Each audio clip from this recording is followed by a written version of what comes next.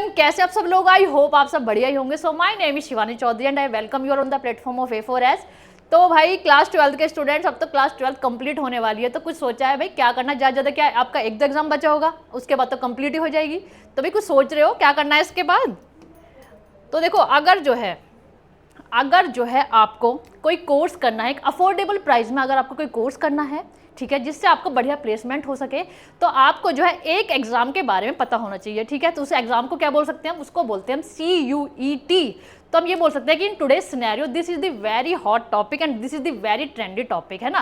तो अब आज हम जानते हैं कि भाई CUET एक्चुअल में होता क्या है। तो देखो, CUET जो है, CUET क्या है? इसकी फुल फॉर्म होती है कॉमन यूनिवर्सिटी एंट्रेंस टेस्ट। क्या है ये है एक कॉमन यूनिवर्सिटी एंट्रेंस टेस्ट। मतलब क्या है? ये एक टाइप का ऐसा टेस्ट है जिससे आप जो है किसी भी एक प्रेस्टिजियस यूनिवर्सिटी में एडमिशन ले सकते हो, है ना, और जिससे क्या है आपका बढ़िया प्लेसमेंट भी हो सकता है। ठीक है, तो ये क्या है? ये एक स्टैंडर्डाइज्ड टेस्ट है इन इंडिया। जिसको कौन कंडक्ट करवाता है? इसको कंडक्ट करवाता है NTA। NTA क्या होता है? NTA होता है नेशनल टेस्टिंग एजेंसी। ठीक है, तो ये जो आपका जो एग्ज़ाम होता है ये कंडक्ट हो सकता है वेरियस लेवल्स पे, है ना। इसमें जो है आप देखो अंडर ग्रेजुएट कोर्सेज कर सकते हो, जो पोस्ट ग्रेजुएट कोर्सेज कर सकते हो, उसके बाद जो है डॉक्टरेट प्रोग्राम्स वगैरह के लिए भी जो है आप अप्लाई कर सकते हो किसी भी सेंट्रल यूनिवर्सिटीज़ में या फिर कोई भी दूसरे पार्टिसिपेटिंग इंस्टीट्यूट्स में। ठीक है, उसके बाद जो है ये मान लीजिए आप जो है इसमें जो एडमिशन जो है इस एग्ज़ाम को क्वालिफाई करने के बाद आप जो है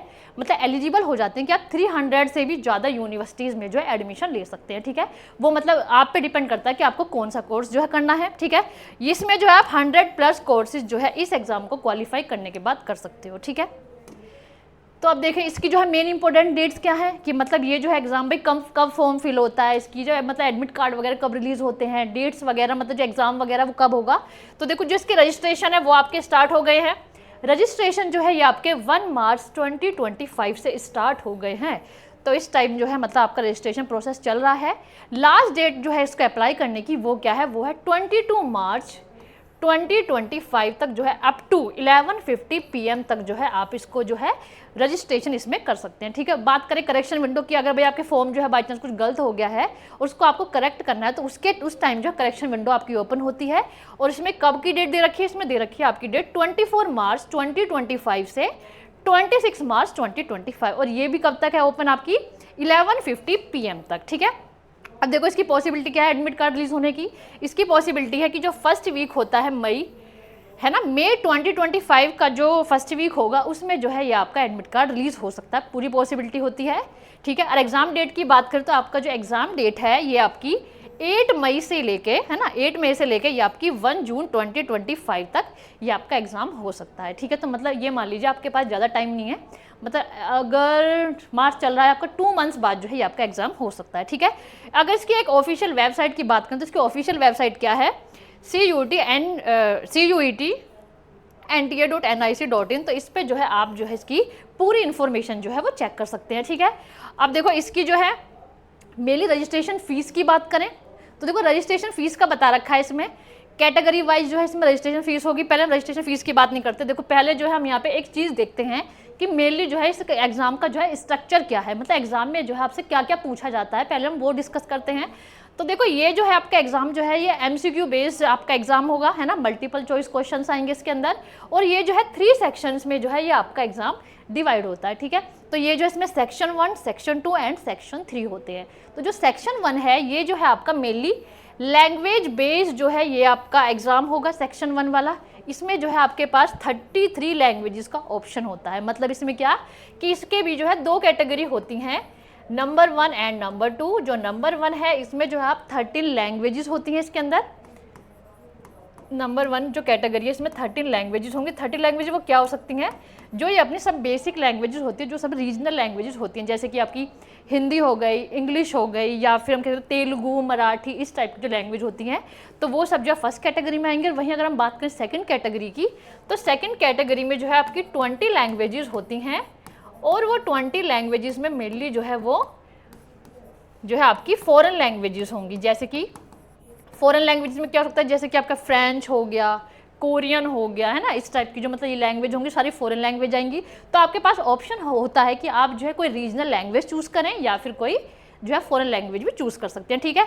वहीं बात करें अगर हम डोमेन स्पेसिफिक सब्जेक्ट्स की, मतलब ये है कि आपने जो है क्लास 12th में जो भी सब्जेक्ट पढ़े हैं ये उसके रिगार्डिंग यहाँ पे बात हो रही है। जैसे कि अगर हम साइंस वाले बच्चों की बात करें तो साइंस वाले जो स्टूडेंट्स होते हैं वो क्या पढ़ेंगे, बायो पढ़ेंगे, फिजिक्स केमिस्ट्री या मैथ्स होता है उनके पास, ठीक है। वहीं बात करें अगर हम कॉमर्स के स्टूडेंट्स की तो वो क्या क्या सब्जेक्ट्स मेन पढ़ते हैं, जैसे अकाउंटेंसी, बिजनेस स्टडीज़, इकोनॉमिक्स। और वहीं बात करें ह्यूमैनिटीज़ की तो उसमें क्या होता है, मतलब political science, psychology, history and sociology, ठीक है। तो आपके डोमेन स्पेसिफिक सब्जेक्ट्स में जो आप क्लास 12th में सब्जेक्ट्स पढ़ते हो वो आपको जो है इसमें चूज़ करने होते हैं, ठीक है। वही बात करें हम सेक्शन 3 की तो ये होता है general aptitude test. General aptitude test का मतलब क्या है कि इसमें जो है आपकी मतलब बेसिक जो है आपकी जनरल नॉलेज टाइप इसके अंदर आती है। जैसे इसमें क्या क्या आएगा, इसमें आएंगे आपके quantitative aptitude test, logical reasoning और आपकी जनरल नॉलेज वगैरह जो है इसके अंदर पूछी जाती है, ठीक है। तो बात समझ में आई। स्ट्रक्चर जो है मेन एग्जाम का, इसमें जो है आपकी 3 पार्ट्स होते हैं। फर्स्ट पार्ट में जो है आपको फर्स्ट पार्ट में आपको लैंग्वेज पूछी जाएगी, सेकंड पार्ट में जो आपका जो डोमेन स्पेसिफिक सब्जेक्ट है वो पूछा जाएगा, और सेक्शन 3 की बात करें तो इसमें जो है जनरल एप्टीट्यूड टेस्ट जो आपका पूछा जाता है, ठीक है। तो देखो अब जो हम ये फी वाला स्ट्रक्चर जो अब आपको समझ में आ सकता है, ये देखो क्या बता रखा है, इसमें जो है मैक्सिमम कैटेगरी है ना, मैक्सिमम कैटेगरी की बात करें, सॉरी मैक्सिमम कैटेगरी नहीं, मैक्सिमम सब्जेक्ट्स की अगर हम बात करें तो इसमें जो है आप मैक्स टू मैक्स 5 सब्जेक्ट्स के लिए जो है अप्लाई कर सकते हो, ठीक है।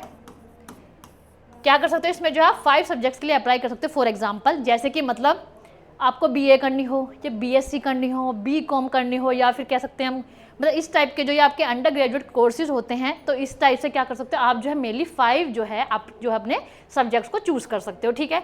तो जैसे कि अगर हम बात करें जनरल कैटेगरी जो अनरिजर्व कैटेगरी होती है, तो उसमें देखो 3 सब्जेक्ट्स की कितनी फीस जाएगी, इसमें जाएंगे आपके 1000 रुपीज़, ठीक है। लेकिन अगर आपको जो है 4 या 5 सब्जेक्ट्स फिल करने होंगे तो उसमें देखो 3 सब्जेक्ट्स की तो इतनी फीस होगी, लेकिन जो एडिशनल जो सब्जेक्ट आप लोगे, आपने अगर एक एडिशनल सब्जेक्ट भी आपने फिल किया तो वहाँ जो है आपके 400 रुपीज़ जो है आपके वहाँ पे जाएंगे, ठीक है। वहीं बात करें अगर हम ओबीसी कैटेगरी की जो नॉन क्रीमी लेयर में आते हैं या फिर ईडब्ल्यूएस कैटेगरी की बात करें तो वहाँ पे जो है आपकी 3 सब्जेक्ट्स की फ़ीस कितनी जाएगी, वो जाएगी आपकी 900 रुपीज़। लेकिन वहीं अगर हम बात करें हर एक एडिशनल सब्जेक्ट उसमें ऐड करते हैं, जैसे 4 सब्जेक्ट चूज़ करते हो या 5 सब्जेक्ट चूज़ करते हो, तो उस केस में जो है आपके एक सब्जेक्ट बढ़ाने पे आपको 365 रुपीज़ जो है वो एडिशनल पे करने पड़ेंगे, ठीक है। वहीं अगर हम बात करें एससी कैटेगरी की, एसटी, पीडब्ल्यूबीडी की या थर्ड जेंडर की अगर हम बात करें तो वहाँ पे जो है आपको जो आपकी जो सब्जेक्ट की फ़ीस जाएगी, जो 3 सब्जेक्ट्स की फ़ीस जाती है वो जाएगी आपकी 800 रुपीज़। और वहीं अगर आप कुछ एडिशनल सब्जेक्ट अगर ऐड करते हो तो वो जो है आपके जाएंगे 350 रुपीज़ पर एडिशनल सब्जेक्ट, ठीक है। वहीं अगर हम बात करें कि कोई ऐसे स्टूडेंट्स भी हैं जो इंडिया से बाहर हैं, वो अगर फॉर्म फिल कर रहे हैं तो उस केस में क्या हो सकता है, उस केस में जो है 4500 रुपीज़ जाएंगे आपके 3 सब्जेक्ट्स के, और जो है एडिशनल सब्जेक्ट को ऐड करने पे जो है आपका 1800 रुपीज़ के एक्स्ट्रा जाएंगे, ठीक है। बात समझ में आई। अब देखो इसमें जो है मेनली जो आप मोड ऑफ एग्ज़ाम की बात करें तो जो मोड ऑफ एग्ज़ाम होता है पहले तो ये मतलब जो है आपका पेपर बेस्ड भी होता था, जिसमें मतलब आपको प्रॉपर जो सर्कल वगैरह फिल करने आते हैं ना, OMR शीट मिलती है, उसको प्रॉपर सर्कल वगैरह फिल करने होते हैं। लेकिन अब जो है ये 2025 वाला जो एग्ज़ाम हो गया ये आपका प्रॉपर ऑनलाइन मोड पे हो गया, प्रॉपर जो है मतलब कंप्यूटर बेस्ड जो है आपका ये वाला जो एग्ज़ाम होगा ये प्रॉपर ऑनलाइन जो है कंडक्ट होगा, ठीक है। एग्जाम को वो मैंने बता ही दिया कि सारे जो क्वेश्चंस आते हैं वो MCQ बेस्ड क्वेश्चंस आएंगे इसके अंदर। वहीं अगर हम बात करें ड्यूरेशन ऑफ द एग्जाम की, मतलब जो है आपको एग्जाम करने के लिए कितना टाइम का मिलेगा, तो देखो सेक्शन 1 की अगर हम बात करें तो सेक्शन 1 में जो है आपको 50 क्वेश्चंस करने होंगे। सेक्शन 1 कौन सा था, सेक्शन 1 था आपका लैंग्वेज वाला क्वेश्चन, है ना। तो उसमें क्या होगा आपको, उसमें जो है आपको 50 क्वेश्चंस करने होते हैं और उसका टाइम दिया जाता है आपको उस पार्ट को करने के लिए 60 मिनट्स दिए जाएंगे।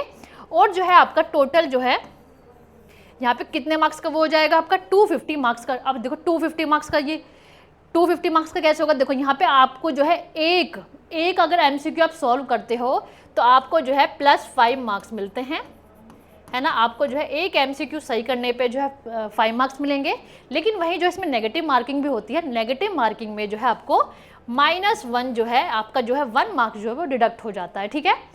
एक MCQ सही करने पे 5 मार्क्स मिलते हैं और जो है अगर आपने एक एमसीक्यू गलत कर दिया है तो उसको जो है आपका 1 मार्क्स जो डिडक्ट हो जाएगा, ठीक है। तो उसके बेसिस पे अगर 50 क्वेश्चंस हैं तो 50 × 5 आपका जो एग्जाम होगा वो 250 मार्क्स का हो जाता है, ठीक है। सेक्शन 2 की बात करें, सेक्शन 2 में जो है 50 क्वेश्चन आएंगे। इसमें भी सेक्शन 2 कौन सा था, डोमेन स्पेसिफिक सब्जेक्ट वाला क्वेश्चन था। तो उसमें क्या होगा, 50 क्वेश्चन आएंगे, उसमें भी आपको 60 मिनट्स मिलते हैं और जो है आपको भी ये भी कितने का होगा, 250 मार्क्स का होता है ये वाला सेक्शन भी। वहीं अगर हम बात करें सेक्शन 3 वाला सेक्शन जो था, जो कौन सा था, जनरल एप्टीट्यूड टेस्ट वाला, जनरल नॉलेज वाला जो क्वेश्चन था आपका, सॉरी जो जनरल नॉलेज वाला जो आपका क्वेश्चन जो मतलब पार्ट था, तो उसमें क्या आएंगे, उसमें जो आपके 50 क्वेश्चन आते हैं और जो है इसमें टाइम मिलेगा आपको 60 मिनट्स का और जो है भाई आपका ये जो एग्जाम होगा ये भी आपका 250 मार्क्स का होता है। तो इसमें जो आपको तीनों पार्ट हैं वो 250 मार्क्स के हो सकते हैं, ठीक है। लेकिन वहीं अगर हम बात करें, देखो अभी हमने क्या बात की थी, हमने ये बात की थी कि इसमें जो है आप जो है 5 सब्जेक्ट जो है चूज़ कर सकते हो। फॉर एग्जांपल सेक्शन 1 आपने लैंग्वेज चूज़ कर लिया, सेक्शन 3 आपने ये जो है आपका जनरल एप्टीट्यूड टेस्ट वाला वो चूज़ कर लिया। लेकिन अगर आपने जो है डोमेन स्पेसिफिक सब्जेक्ट आपके यहाँ पे 3 ले लिया है तो देखो आपका जो टोटल क्वेश्चन पेपर के जो मार्क्स हो जाएंगे वो बढ़ जाएंगे, है ना। अगर आपके देखो यहाँ पे जो है डोमेन स्पेस सब्जेक्ट आपके 2 है तो ये हो जाएंगे 500 कितने को हो जाएगा, ये 500 मार्क्स का हो जाएगा सेक्शन 2, ये 250 और ये 250, तो आपका टोटल जो क्वेश्चन पेपर जो है कितने मार्क्स का हो जाएगा, वो 1000 मार्क्स का हो। अगर आप 4 सब्जेक्ट ले रहे हैं, है ना, तो अगर जो है आप 4 सब्जेक्ट लेते हैं तो 4 सब्जेक्ट लेने पे जो है आपको क्या दिख रहा है इधर, 4 सब्जेक्ट्स लेने पे आपको जो है आपका क्वेश्चन पेपर जो है ये 1000 मार्क्स का हो सकता है। तो अब ये नहीं है कि भाई मैम कोई तो बता रहा था कि 1000 मार्क्स का भी होता है, कोई टेस्ट पेपर जो है मैम 1250 का भी होता है, तो ये इसके बेसिस पे होता है कि आप जो है यहाँ पे डोमेन स्पेसिफिक सब्जेक्ट जो कितने ले रहे हो। कोई 2 भी, किसी कोर्स में जो है 2 भी मिलते हैं, किसी कोर्स में 3 भी मिल सकते हैं ना, पर लेकिन मैक्स टू मैक्स जो है आप जो है 5 कर सकते हो, ठीक है। उसके बाद हुआ क्लियर। उसके बाद जो देखो इसमें मार्किंग स्कीम क्या, मैंने बताया था आपको, करेक्ट आंसर के आपको कितने मिलते हैं, 5 मार्क्स मिलते हैं और इनकरेक्ट आंसर के आपके जो है 1 मार्क्स जो है डिडक्ट हो जाता है, ठीक है। अगर कोई क्वेश्चन आप उसमें करते भी नहीं हो तो कोई दिक्कत नहीं है, उसका कोई भी मार्क्स आपका जो है वहाँ पे नहीं कटने वाला, ठीक है। लैंग्वेज ऑप्शन की बात करें, लैंग्वेज ऑप्शन का मतलब है कि आप जो है उस एग्जाम को जो है किस मीडियम में देना चाहते हो, ठीक है। तो देखो उसके लिए भी आपको अवेलेबल कितनी लैंग्वेज होती है, 13 लैंग्वेजेस आपको मिलती हैं। 13 लैंग्वेजेस में भी क्या क्या, जैसे आपकी अब हमारी ये बेसिक लैंग्वेज इंग्लिश हो गया, हिंदी हो गया, तमिल हो गया, तेलुगु हो गया, है ना, बंगाली वगैरह ये सब हो गया। मतलब जिस रीजन से भी आप जो है बिलोंग करते हो वो आप लैंग्वेजेस के अंदर फिल कर सकते हो, ठीक है। तो मतलब लैंग्वेजेस का जो है काफ़ी ज़्यादा ऑप्शंस आपको देखने को मिलते हैं, ठीक है। वहीं अगर हम बात करें, देखो इसमें जो है इसकी एलिजिबिलिटी क्राइटेरिया की बात करें तो एलिजिबिलिटी क्राइटेरिया जिसका मेन यही होता है कि आपने जो है 12th पास करी हुई हो, है ना, 12th का एग्ज़ाम आपने दे दी हो। लेकिन जैसे अब अगर हम अब की बात करें तो जैसे आपके मार्च में एग्ज़ाम खत्म हो जाते हैं और जैसे आपका रिजल्ट आएगा जून में, है ना, जून वगैरह में आपका रिजल्ट आएगा, तो उस केस में क्या कर सकते हो आप, इस केस में भी अपने एग्जाम को फिल कर सकते हो। और इसमें आप क्या कर सकते हो, इसमें जो है अपीयरिंग वाला ऑप्शन जो है सिलेक्ट कर सकते हो आपके फॉर्म फिल करते टाइम, ठीक है।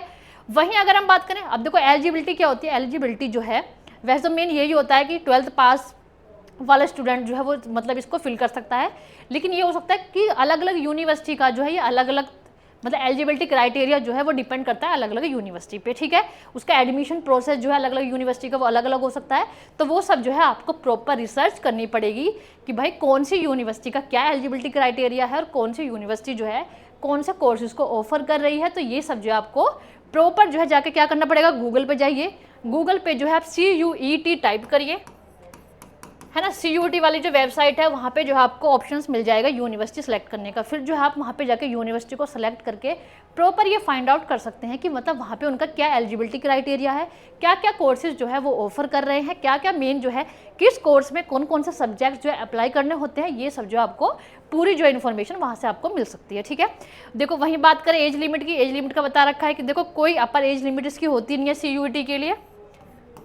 वहीं लेकिन बात करें जैसे मतलब एज रिक्वायरमेंट्स की, तो ये एज रिक्वायरमेंट जो होती है स्टूडेंट्स की ये जो है मेनली मतलब अलग अलग यूनिवर्सिटी पे मतलब उसका भी सबका अलग अलग होता है, अलग अलग यूनिवर्सिटी का, कि वो कितनी मिनिमम एज को जो कंसिडर करते हैं आपको इस फॉर्म को फिल करने के लिए, ठीक है। तो ये सब जो है मतलब ये जो है एक ये बोल सकते हैं कि मतलब सब यूनिवर्सिटी जो है इसमें अलग अलग जो है मतलब अपना जो है अलग अलग प्रोसेस कंडक्ट करती है। जैसे एडमिशन प्रोसेस उनका अलग हो गया, एलिजिबिलिटी क्राइटेरिया उनका अलग हो गया, कोर्सेज जो ऑफर कर रहे हैं वो उनका अलग हो गया, है ना। वहीं अगर हम बात करें नेशनलिटी की, तो देखो नेशनलिटी में अब हम लोग जो है इंडियन जो है भर सकते हैं इस फॉर्म को, वहीं जो इंटरनेशनल स्टूडेंट्स हैं वो भी इस फॉर्म को फिल कर सकते हैं, ठीक है। और इसमें देखें हम अब देखो बात करते हैं इसकी कट ऑफ एंड मेरिट की, ठीक है। तो देखो कट ऑफ जो है अगर हम बात करें, देखो डिफ़िकल्टी जो है, जो एग्ज़ाम की जो डिफ़िकल्टी है वो काफ़ी ज़्यादा मतलब हाई जाती है एग्ज़ाम की। कंपटीशन इतना ज़्यादा बढ़ चुका है, डिफ़िकल्टी लेवल जो एग्ज़ाम का काफ़ी ज़्यादा होने वाला है। तो वहीं अगर हम बात करते हैं इसकी कट ऑफ की, तो कट ऑफ जो होगा, हर पार्टिसिपेटिंग यूनिवर्सिटी जो है अपनी अलग कट ऑफ जो है, अलग मेरिट लिस्ट को जो है क्या करती है, रिलीज़ करती है कि भाई हमारे वाली यूनिवर्सिटी में इतने मार्क्स पे जो है आपका जो है एडमिशन हो जाएगा। तो ये जो है क्राइटेरिया जो है, ये सभी का जो मतलब मेरिट लिस्ट वाला क्राइटेरिया है वो सभी यूनिवर्सिटी का अलग अलग हो सकता है, ठीक है। और जो है कट ऑफ जो है किन फैक्टर से मेरे डिपेंड कर सकती है, ये जो है आपका डिफ़िकल्टी लेवल क्या है एग्ज़ाम का, है ना, कितने नंबर ऑफ कैंडिडेट्स ने फॉर्म फिल करा और कितने नंबर ऑफ कैंडिडेट्स ने फॉर्म में मतलब जाके एग्जाम में अपीयर हुए, इस चीज़ पर डिपेंड करती है। वहीं बात करें अगर सीट्स अवेलेबल कितनी है इस कोर्स के लिए, है ना, अगर लिमिटेड सीट होंगी तो ऑब्वियसली बात है मेरिट लिस्ट पूरी हाई जाने वाली है।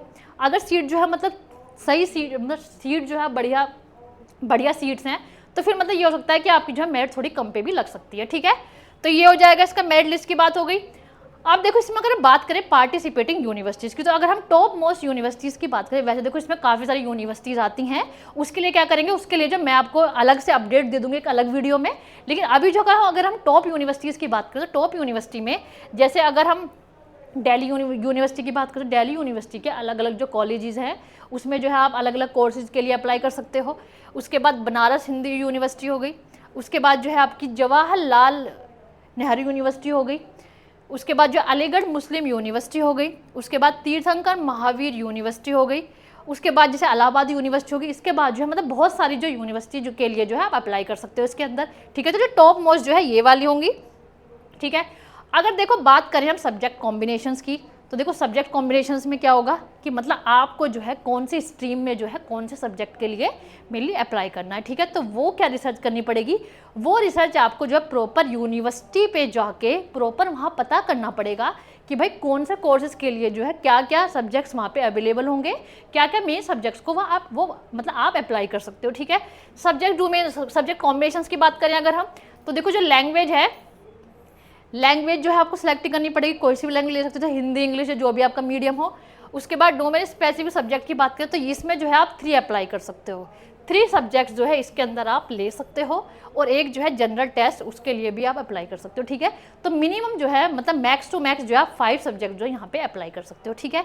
वहीं अगर हम बात करें सिलेबस की, तो देखो उसके लिए जो है आपको जो एक वेबसाइट होती है, जो ऑफिशियल वेबसाइट है exams.nta.ac.in, इस पे जो है आपको जाके आपकी जो भी स्ट्रीम होगी या जो भी कोर्स जो है आप करना चाह रहे हो, तो मतलब उसकी जो है प्रॉपर इन्फॉर्मेशन आप इस साइट से ले सकते हो, ठीक है। और वैसे अगर हम बात करें इसके सिलेबस की, तो इसका सिलेबस जो है सेम, मतलब ये मान सकते हैं मतलब सेम टू सेम जो आपका क्लास 12 का सिलेबस होता है ना उसके जैसा ही होता है, बस थोड़ा बहुत ऊपर नीचे चीज़ें कॉन्सेप्ट्स आ सकते हैं उसके अंदर, लेकिन जो मोस्टली जो होगा आपका क्लास 12 वाला सिलेबस इसके अंदर आता है, ठीक है। मतलब जो एनसीईआरटी बेस्ड वाला जो आपका सिलेबस होता है वही मेनली इसके अंदर होता है, बस थोड़े बहुत माइनर डिफरेंसेस आपको देखने को मिल सकते हैं, ठीक है। वहीं अगर हम बात करें इस लेवल का, मतलब इसका डिफिकल्टी लेवल क्या हो सकता है इस एग्जाम का, तो देखो कॉम्पिटिशन लेवल जो है बहुत ही ज़्यादा हाई है। सबसे पहले जब ये एग्ज़ाम कंडक्ट हुआ था, तो ये कंडक्ट हुआ था 2022 में, है ना, 2022 में जो है सबसे पहले कंडक्ट हुआ था। और इसमें जो है जो उस टाइम जो अप्लाई किया गया था, वो रजिस्ट्रेशन जो हुआ था वो कितने स्टूडेंट्स का था, 9 लाख स्टूडेंट्स जो है इसमें अप्लाई करे थे। रजिस्ट्रेशन जो फिल हुआ था वो 9 लाख स्टूडेंट्स ने इसको अप्लाई किया था।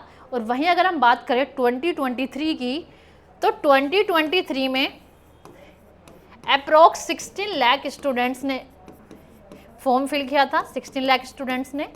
वहीं अगर हम बात करें 2024 की, तो 2024 में जो है 14 लाख स्टूडेंट्स जो है उन्होंने इसको अप्लाई किया था, ठीक है। तो आप देख रहे हो कंपटीशन लेवल जो है काफ़ी ज़्यादा हाई है, और इससे जो है मतलब कंपटीशन से आपको डरने की बिल्कुल भी ज़रूरत नहीं है। देखो आपको सिर्फ क्या करना है, आपको जो है टारगेट करना है कि भाई मुझे फुल मार्क्स ही लाने हैं, या मतलब ये टारगेट करना है कि आपको मतलब 100%, अब देखो 100% की अगर हम बात करें तो देखो कम से कम 3800 से ज़्यादा स्टूडेंट्स ने जो है 100% जो है उनका आ चुका है। तो आप सोच सकते हो 3800 स्टूडेंट्स है ना, तो मैं 3800 स्टूडेंट्स में 100% अगर आ चुका है, तो सोच सकते हो कि डिफ़िकल्टी लेवल जो है एग्ज़ाम का कितना हो सकता है, ठीक है। तो बेस्ट आपको क्या करना है, सिर्फ अपना बेस्ट देना है, हाईएस्ट मार्क्स जो है स्कोर करना है ना, मतलब मेनली जो है आपको टारगेट करना है कि आप जो है टॉप मार्क्स ही आए आपके, ठीक है।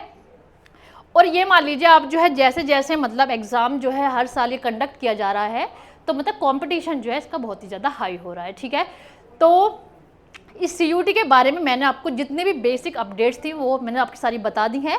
तो अब हम आपको अगर इसमें मतलब कुछ भी अगर कोई डाउट है इसके रिगार्डिंग, कोई भी डाउट है तो आप जो हमें कमेंट सेक्शन में दे सकते हैं, या फिर आप जो है हमारा चैनल जो है A4S उस पर जो है आपको हमारी सारी अपडेट्स जो उस चैनल पे मिल जाएंगी, ठीक है। So stay tuned with us. So आपको जो है मेन बात ये है कि आपको जो है बेसिक आपका पता होना चाहिए कि CUT में था क्या, ठीक है। और अगर जो है बेशक आप जो है देखो नीट की भी तैयारी कर रहे होगे, जो मैथ्स वाले हो JEE वगैरह की तैयारी भी कर रहे होंगे, लेकिन अगर जो है ये मान लो बाई चांस अगर आपका नीट या JEE में ऊपर नीचे हो जाता है तो आपके पास ऑप्शन होना चाहिए, कोई आपके पास सेकेंडरी ऑप्शन भी होना चाहिए। तो इसलिए जो है आपको CUT का फॉर्म जो है बिल्कुल फिल करना चाहिए, ठीक है। So I hope you understand very well, mainly the basics you understand very well. So see you soon in next video, stay tuned with us for more videos. So तब तक के लिए टेक केयर, बाय बाय।